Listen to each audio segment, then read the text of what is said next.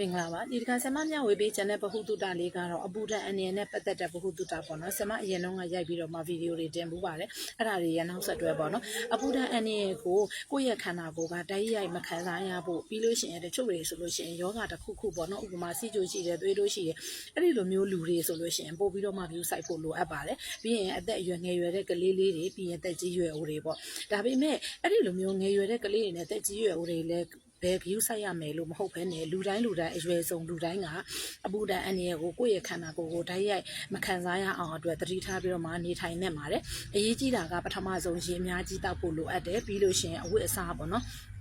ဝတ်စားဆိုလို့ရှိရင်ရာသီဥတုဒဏ်ကိုခံနိုင်မဲ့တက်တာချောင်းချီချက်အဝတ်အစားပေါ့နော်ခြီသားခတ်ပါပါကိုဝတ်ဖို့လိုအပ်ပါတယ်ဝဲလန်းသပင်ကိုသွားတဲ့အဝတ်အစားမျိုးပေါ့ချွေးကိုမဆုပ်သွားဘဲနဲ့ပူပူလောင်လောင်နေတဲ့အဝတ်အစားမျိုးကိုအကယ်၍ဝတ်ပြီးတော့မှဝဲလန်းသပင်တွေကိုသွားတယ်ဆိုလို့ရှိရင်လေကိုယ့်အိမ်ကိုပြန်ရောက်တာနဲ့ချက်ချင်းအဒီအဝတ်အစားတွေကိုလဲပစ်ဖို့လိုအပ်ပါတယ်နောက်တစ်ခုကအယောင်ပေါ့နော်ကိုဝတ်တဲ့အဝတ်အစားရဲ့အယောင်ကနက်တာတို့ညူတာတို့ကိုမှောင်ကြီးတွေဖြစ်နေတယ်ဆိုလို့ရှိရင်လေအပူတွေကိုစုပ်ယူတဲ့အတွက်ကိုယ့်ရဲ့ခန္ဓာကိုယ်ကပို့ပြီးတော့မှပူတတ်ပါတယ်ဥပမာပြောရမယ်ဆိုလို့ရှိရင်ကျမတို့ဆော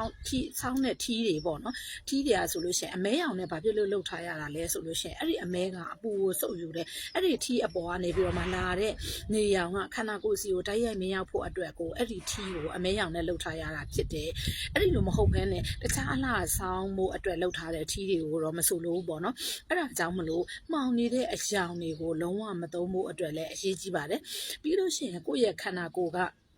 အဲ့ဒီအပူဓာတ်ကိုခံနိုင်ဖို့အတွက်ဆိုလို့ရှိရင်ရေကိုပိုများပြီးတော့မှတောက်ရမယ်အချိုရေလိုမျိုးကိုတိတ်ပြီးတော့မှမဆိုးလို့ပေမဲ့အသီးအနှံလဲလဲဆက်ဆက်ကိုဖြော်ထားတဲ့အရေမျိုးကိုများများတောက်တာတို့တမယာရေဖြော်ပြီးတော့မှတောက်တာတို့ဓာတ်စားရေတောက်တာတို့အဲ့ဒါတွေကိုပို့ပြီးတော့မှ view site ပြီးတော့မှလှုပ်တင်ပါတယ်ဒါပေမဲ့သွေးတို့ရှိတယ်လူဆိုလို့ရှိရင်တော့ဓာတ်စားရေတွေကိုသွေးပေါက်မချိန်မဲနဲ့လက်လွတ်စပဲအများကြီးတောက်လို့အဆင်မပြေပါဘူးကိုယ့်ရဲ့အိမ်မှာဆိုလို့ရှိရင်အရေးကြီးတာကအသီးအနှံတွေဝယ်ထားဖို့တမယာသီးတို့တကြားတို့ဝယ်ထားဖို့ပြီးလို့ရှိရင်ဓာတ်စားတို့ကိုဝယ်ထားဖို့အစင်နဲ့ရှိနေတယ်ဆိုလို့ရှိရင်ပို့ပြီးတော့မှတယောက်ယောက်ကပေါ့နော်ရေဓာတ်ခန့်ချောက်တဲ့လက္ခဏာမျိုးအပူဓာတ်ကိုခံရတဲ့လက္ခဏာမျိုးရှိတယ်ဆိုလို့ရှိရင်ချက်ချင်းဖြော်ပြီးတော့မှတောက်ဖို့လိုအပ်ပါတယ်နောက်တစ်ခုပေါ့နော်ကျမတို့ရဲ့အညာဒေတာတွေမှာဆိုလို့ရှိရင်လူတွေကပေါ့ရင်နွေးချမ်းတောက်ကြတယ်ပြီးလို့ရှိရင်တချို့တွေခါကြတော့ရင်နွေးချမ်းတောက်လို့ရှိရင်တော်တော်လေးကိုပူနေတာမျိုးကိုမှုတ်ပြီးတော့မှတောက်ရတာကိုပို့ပြီးတော့မှသဘောကျကြတဲ့လူတွေလည်းရှိတတ်ပါတယ်အဲ့ခါကြတော့ရင်နွေးချမ်းပူပူကြီးကိုမှုတ်ပြီးတော့မှ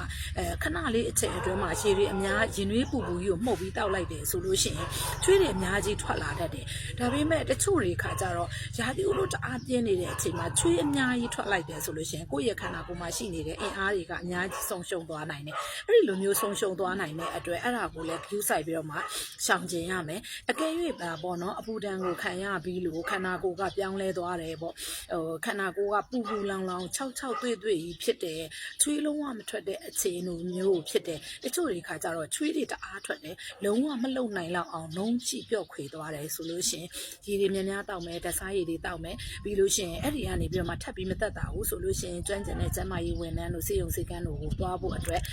ကြံပြုပြရစီနော်